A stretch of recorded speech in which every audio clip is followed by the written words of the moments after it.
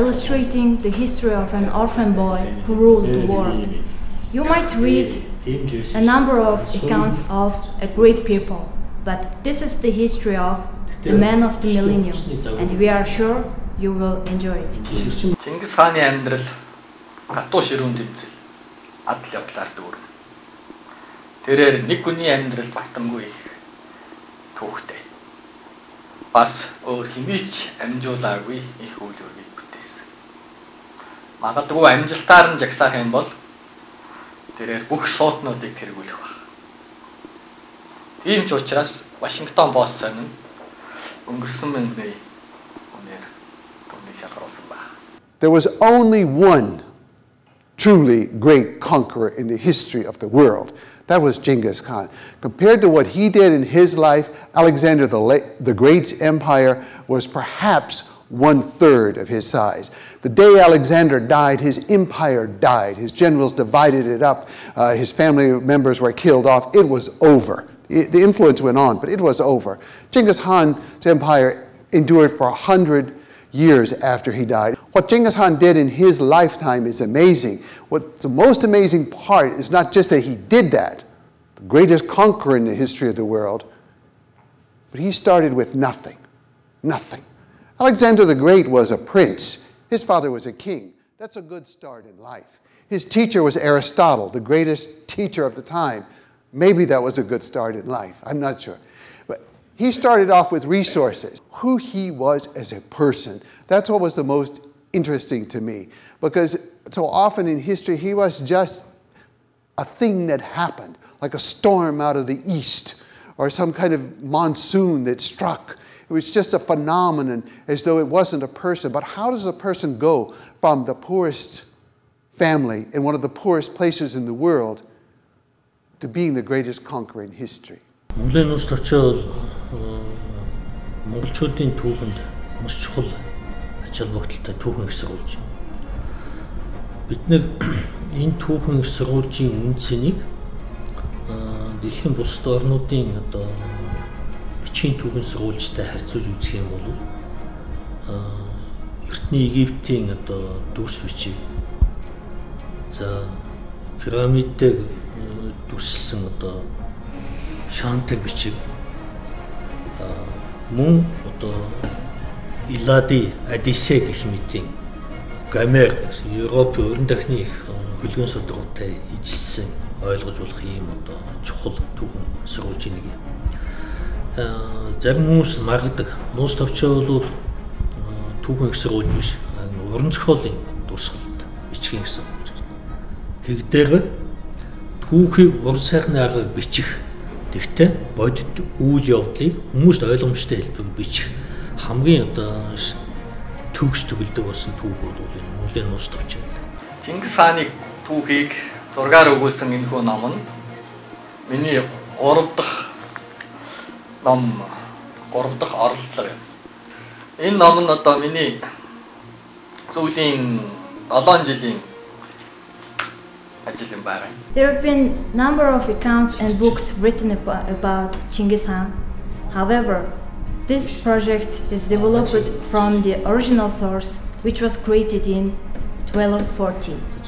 And it will demonstrate a yet undiscovered world depicting ancient Mongolian history and culture, in addition to learning secret history of how a 9-year-old orphaned boy abandoned with no support and challenged status quo and established a great empire.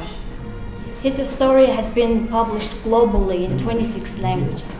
Нуус товчонд бол хүндрэлтний одоо судалж багтаагүй олон үйл явдал бүгдээр байдаг учраас өнөөг хүртэл дэлхийн одоо улс орнууд тэгээд монголчууд өөрсдөө бас тасралтгүй судалж байгаа. Энэ юу харуулж байгаа гэхээр Монголын эцэнт гүрний төв, ялангуяа Чингис хааны төр орж исэн үеийн түүх бол өнөөг хүртэл дэлхийн нийтийн анхаарлын төвд байсаар байна гэдгийг л одоо баталгаа. I came in also at the moment when the secret history, this document that for a long time was thought not to exist, it had been found 150 years before I arrived, but it had taken generations to decipher. It was written in a code. So I arrived at a time when we had information that was never before available, and all of a sudden I had access to all the places in there.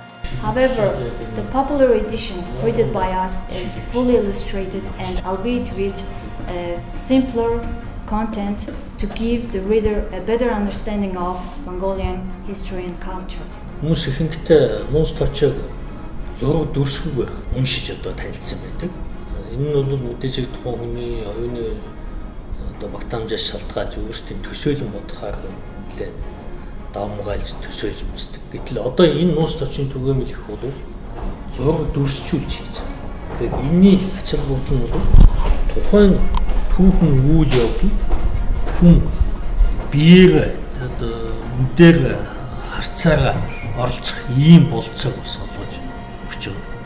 Дээг нь анх уншиж байгаа юм уу, шинээр уншиж байгаа хүмүүст бол танин мэдхүн олон чухал одоо мэдээллүүдийг давхар өгөх юм болцоод байна. Жишээлбэл 13 дугаар зууны монголчуудын ёс заншил ямар байсан, аж ахуй ямар байсан, байгаль орчин ямар байсан гэх мэтийн ийм үйл явдлыг дүрсчүүлж үзүүлж байгаа манай нууц товчооны түгээмлийн одоо гол ач холбогдол оршиж байгаа. За монголчууд төдийгүй дэлхийн олон ард түмэдийн англи хэлээр гаргаж одоо түгээмэл тархсан хэлээр гаргаж байгаа нь бас энэ дэлхийн ард түмнүүдийн нүүдэлчдийн соёл иргэншлийг зөв ойлгож танихад бас чухал үр гүйцэтгэв нэ. Ихэнхдээ хүмүүс одоо нүүдэлчд ялангуяа монголчууд бол их бүдүүлэг, харахгүй, зэрлэг, дайнч, байлданч улс мэдтэйг ойлгодог. Энэ ойлголтод эр, зөв, бусад хүн төрөлхтний нэгэн адил монголчууд ахуй амьдралтай, соёл иргэншилтэй ийм ард түмэн байсан гэдгийг зөв ойлгох юм болцоо.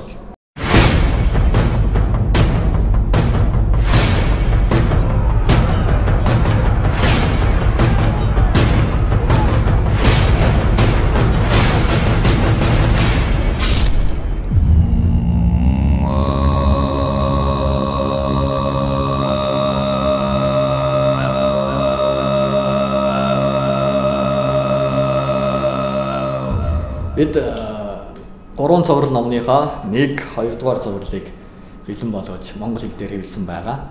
Одоо 3 дугаар дэвтрээ бэлтгэж дуусгаад англи, испани, япон хэлээр орчуулан дэлхийн нийтэд хүргэхийг хүсэж байна.